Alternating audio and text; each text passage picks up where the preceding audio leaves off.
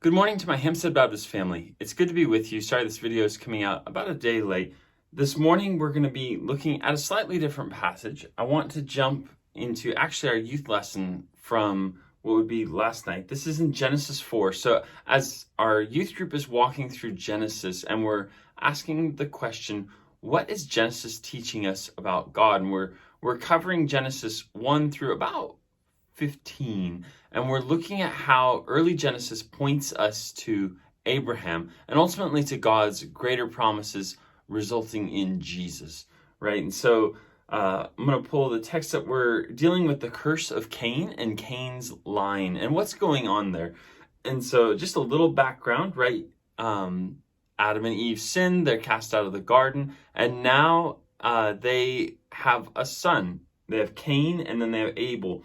In the curse to the serpent, we're awaiting a head crusher, right? We're awaiting an offspring who will crush the head of the serpent. Cain is born, as well as Abel. Abel gives a sacrifice from the flock. Cain gives a sacrifice or an offering from the crops. And God is pleased with Abel, not with Cain. And so God gives him this warning: be careful, sin is crouching at your door. Cain then goes and kills his brother. God asks what has happened. Cain has his famous line of, am I my brother's guardian or my brother's keeper? And then we pick up here in verse 4. God says, what is this you have done? Your brother's blood cries out to me from the ground. You're going to see a lot of ground imagery in these passages. And that's because mankind was made originally for the ground, right? We were made to dwell in the garden. We were made to work in the garden. Even Adam's curse is to put hostility between himself and the ground, the thing that we were designed to have something of a harmonious relationship with. And now the ground is crying out. And in verse 11, it says, so now you are cursed, alienated from the ground that opened its mouth to receive your brother's blood that you have shed. If you work the ground, says ground again, it will never again give you its yield. You will be a restless wanderer on the earth. So just a key note here is that we were designed to be in the garden. We were designed, even in the curse, when God cursed Adam, he didn't say that you will not work the ground. He said that you will work the ground by the sweat of your brow. It will not give you yield easily. Cain, because of sin, is completely alienated from God's purpose for him. He was designed to be living in a place and work the ground and do these things, but because of his sin, he is completely removed in every way from what he was supposed to do in life.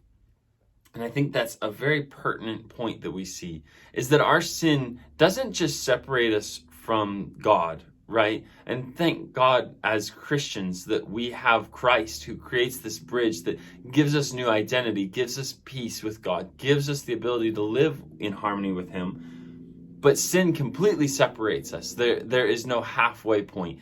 It rips us out of the context in which we are meant to live and places us in a new context of being a restless wanderer. Cain says to the Lord, my punishment is too great to bear, since you are banishing me today from the face of the earth, and I must hide from your presence and become a restless wanderer on the earth. Whoever finds me will kill me. And God gives him mercy, places a mark on him so that no one else will kill him. But notice that it's God's judgment, right? God is here reserving the right to judge Cain. Now, this is where it gets interesting.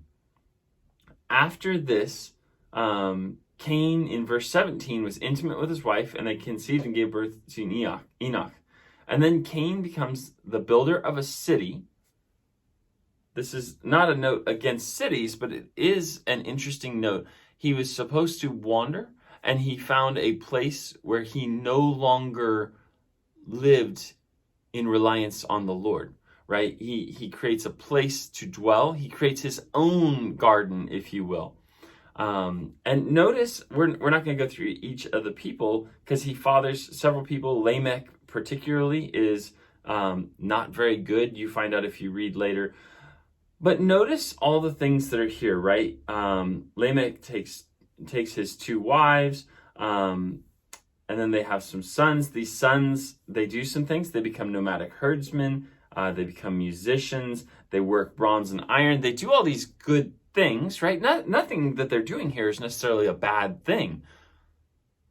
But what we have to realize is anything that is done apart from God, anything that is done apart from God's provision cannot be good.